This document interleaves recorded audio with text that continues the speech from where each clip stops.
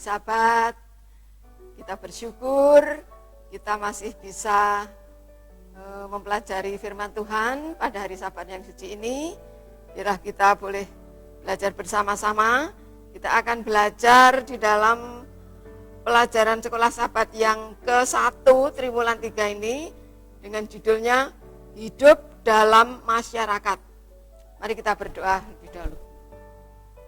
Maha besar Allah Bapa kami dalam surga, terima kasih dan syukur Tuhan telah menyertai kami sepanjang pertengahan hari persediaan ini, sehingga kami masih ada waktu untuk belajar firman-Mu sepanjang hari Sabat yang suci ini, sehingga kami boleh merasakan satu sukacita, hidup di dalam kebenaran Tuhan, bersama-sama dengan Tuhan, beristirahat bersama-sama dengan Tuhan. Semua ini menjadi kebahagiaan dan sukacita kami, terlebih kemuliaan bagi nama Tuhan. Kami serahkan acara ringkasan sekolah Sabat ini dari awal hingga pertengahan hingga akhirnya, supaya kami semua boleh mengerti, karena Roh Kudus Tuhan sendiri yang akan mengajarkan kami, sehingga semua ini menjadi berkat dalam kehidupan iman percaya kami. Kami serahkan semua ini, mohon ampun atas semua kekurangan dosa kesalahan kami, karena semua ini kami mohon di dalam nama Yesus, Tuhan dan Juru Selamat kami. Amin. Kita akan mengulas sedikit kembali tentang pelajaran sekolah Sabat kita pada hari-hari yang lalu. Tuhan tahu dan menetapkan bahwa umatnya akan mengalami kelelahan di dalam menghadapi segala macam persoalan di dunia ini. Makanya Dia menciptakan satu hari untuk beristirahat. Hari perhentian dari segala macam kelelahan, yaitu hari yang ke-7 dalam siklus pekan selama 7 hari. Allah memberikan teladan. Setelah selesai penciptaan selama 6 hari seluruh dunia ini, Allah berhenti untuk menikmati keindahan dan kesempurnaan ciptaannya, lalu diberkati dan disucikan. Itu terjadi pada hari yang ke-7. Kadang-kadang kebiasaan kita salah dan mengakibatkan tekanan-tekanan di dalam kehidupan kita sehari-hari. Demikian yang dialami umat Tuhan pada masa lalu. Dibuang, ditawan, tetapi Tuhan masih menyayangi dan mengampuni. Kalau zaman dulu umat Tuhan harus berhenti berperang, istirahat untuk memulihkan fisik, fisik dan mental dari kelelahan dunia, dan menikmati hubungan dengan penciptanya dan sesama manusia. Masa sekarang, Tuhan juga mengetahui kelelahan umatnya. Istirahat di dalam perjanjian baru, Tuhan Yesus memanggil kita semua di dalam Matius 11 ayat 28. Marilah kepadaku semua yang letih lesu, aku akan memberikan kelegaan kepadamu. Saya ulang, marilah kepadaku semua yang letih lesu dan berbeban berat, aku akan memberi kelegaan kepadamu. Ini merujuk akan kelelahan fisik. Waktu itu dilatar belakangi, murid-murid baru kembali dari melakukan tugas yang diperintahkan oleh Yesus mengajar bangsa-bangsa lain, berdua-dua. Tuhan tahu mereka capek, lelah, maka Dia memanggil mereka untuk istirahat. Tuhan mengingatkan kita juga supaya kita juga menjaga kesehatan fisik dan kesejahteraan emosional kita dengan merencanakan waktu istirahat. Jadi Tuhan Maha Tahu, sebelum Dia menciptakan manusia, Tuhan juga menciptakan apa-apa yang akan dialami oleh manusia itu sendiri. Salah satunya ialah menciptakan hari peristirahatan. Ada pelajaran dari masalah persembahan Kain dan Habil, di mana judulnya Pengembara yang Gelisah. Mengapa Allah mengindahkan persembahan Habil dan menolak persembahan Kain? Allah tidak memerlukan persembahan, tetapi hanya menguji hati. Apakah kita memberikan persembahan sesuai dengan makna keselamatan umat manusia yang akan dilakukan oleh Tuhan melalui anaknya Yesus Kristus. Jadi persembahan yang dulu dijanjikan oleh diberikan tugas oleh Tuhan itu hanya menggambarkan tugas Yesus Kristus sebagai penyelamat umatnya.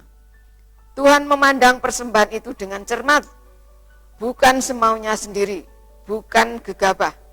Persembahan harus direncanakan sebaik-baiknya dengan hati yang tulus, ikhlas, gembira, dan rasa syukur. Sikap motivasi inilah yang membawa persembahan dengan terencana dan berhati-hati dengan cermat, sesuai dengan rencana Tuhan dalam penyelamatan umatnya atau manusia. Tidak gegabah dan tidak asal-asalan. Jadi persembahan itu sendiri sebenarnya Tuhan tidak butuh persembahan, melainkan Tuhan mengajarkan supaya kita selalu teliti, hati-hati di dalam melakukan segala perkara yang sehubungan dengan kemuliaan Tuhan. Sebagaimana Tuhan pada zaman dahulu menentukan persembahan itu adalah domba yang tidak bercacat. Demikian juga pada saat sekarang ini Tuhan memberikan pelajaran atau pengertian bahwa persembahan itu harus tidak bercacat, sebaik-baiknya, terencana, ikhlas, dan betul-betul dari hati yang tulus akan kasih dan cinta kepada Tuhan. Sekarang kita masuk dalam pendalaman. Menurut anggapan para rabi, soal agama hendaknya selalu berada di dalam suatu kegiatan yang menyibukkan. Mereka bergantung pada kenyataan secara luar untuk menunjukkan ketaatan mereka yang lebih tinggi. Jadi mereka memisahkan diri mereka dari Allah dan mengalaskan diri mereka di atas keperluan sendiri. Nah, kadang-kadang kita melakukan pelayanan pekerjaan Tuhan itu dengan semangat, dengan luar biasa bekerja keras kita. Namun kita kadang-kadang melupakan bahwa semua pekerjaan pelayanan itu sebenarnya Tuhan sendiri yang melakukan. Makanya kita kadang-kadang hanya merasa sombong, merasa lelah, merasa sudah melayani dengan sebaik-baiknya, tapi akhirnya kita akan merasakan bukan kebahagiaan, melainkan satu kelelahan mental juga. Bahaya yang serupa itu tetap masih ada. Jika kegiatan bertambah dan orang berhasil melakukan pekerjaan apapun untuk Tuhan, maka terdapatlah bahaya di dalamnya, berharap kepada rencana dan cara manusia. Ada pula kecenderungan kurang berdoa. Nah, kadang-kadang saking sibuk kita lupa berhubungan yang sedemikian rupa sebaik-baiknya dengan Tuhan. Dipikirnya pelayanan kita sudah luar biasa di hadapan Tuhan. Dan mempunyai kurang iman.